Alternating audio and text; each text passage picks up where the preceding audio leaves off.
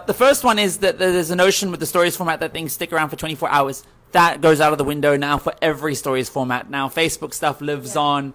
Now Instagram stories live on the top. And especially with IGTV, the whole idea is somebody will get hooked to one part and they'll start binge watching your entire series or all your episodes. So having some sort of a flow between episode to episode is really, really important. And bear in mind that they don't live for 24 hours, they live forever. Number two, we believe that IGTV is massively redefining journalism. You're going to see a whole new content creator-centric journalism, not derived from legacy broadcasters, but people who can effectively create their own shows. I think it was Andy Warhol or one of these famous guys who said, if it feels like. no, everyone will have their 5 or 15 minutes of fame. And really, that's where IGTV is. It's the first opportunity in the vertical video space where everybody's got a chance to create a show in vertical.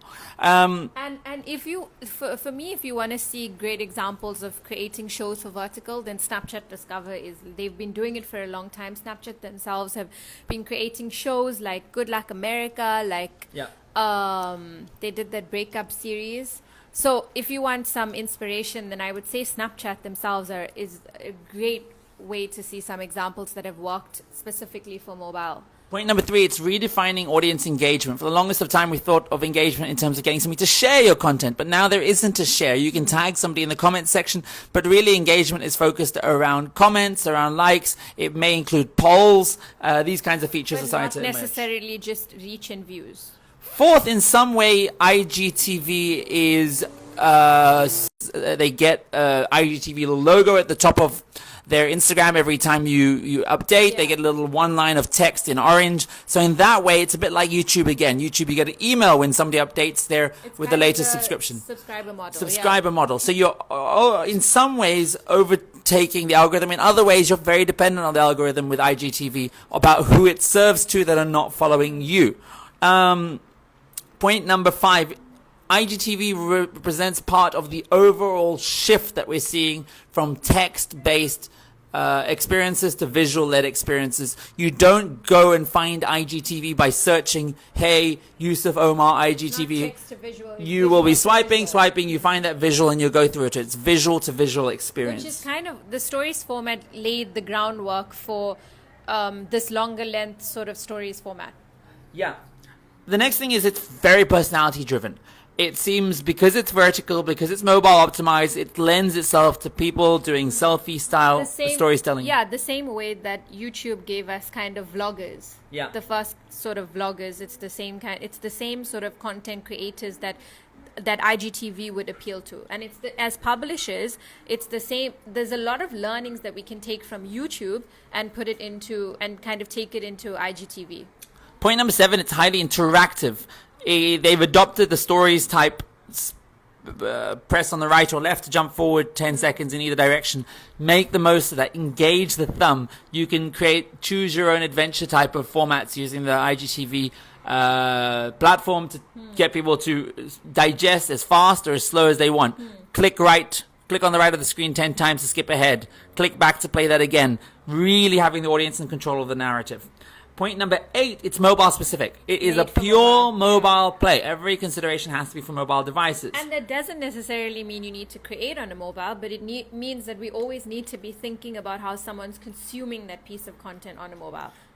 How much of the screen it's taking up, whether the aspect ratios are right, that kind of thing. And point number 9, it hasn't brought in the money yet, but I don't think that I think long term it might change. Yeah. In terms of inspiration, Sumaya said look to Snapchat Discover. Specifically, check out NBC's show called Stay Tuned. Yeah. Incredible product if you want to look at how to do vertical news shows designed directly for that platform in a very cool way. And of course, #OurStories. We've been gearing ourselves for vertical for a very long time. We've been saying vertical.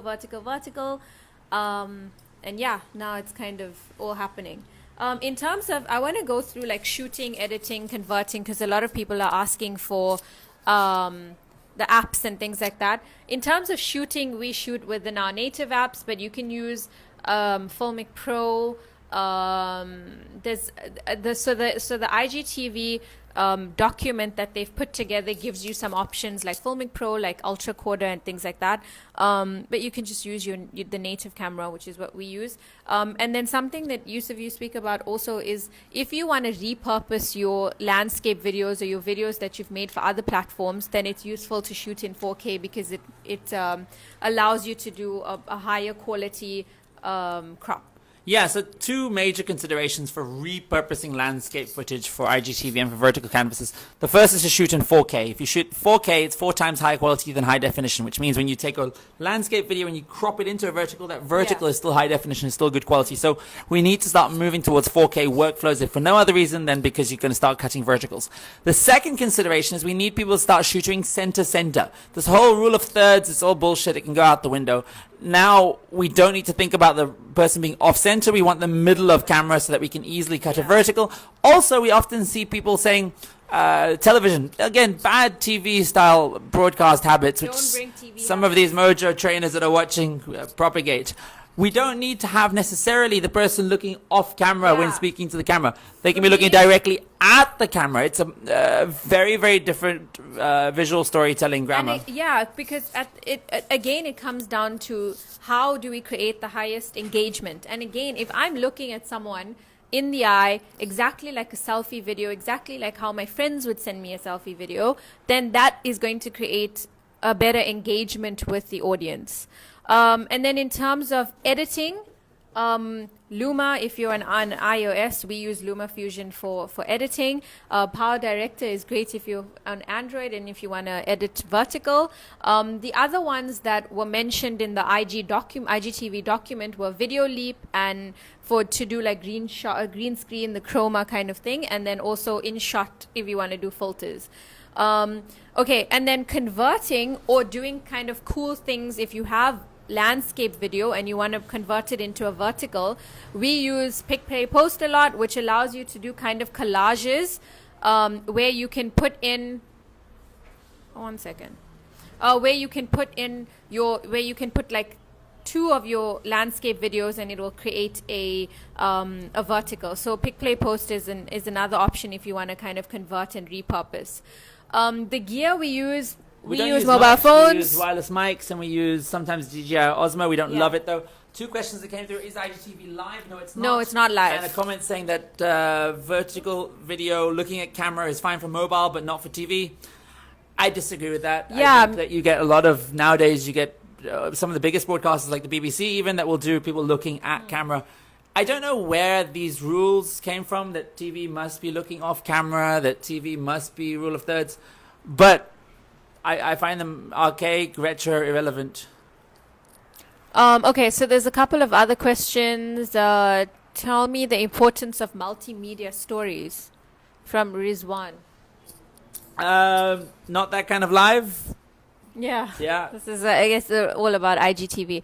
Is there a quick and easy way to reformat horizontal video for vertical for use on IGTV as an Instagram story? I think the interesting thing is IGTV is not a difficult repurpose. Firstly, you're cropping the vertical, but you don't need subtitles. Subtitles is the major headache between cutting landscape subtitled video and then having to remove the subtitles.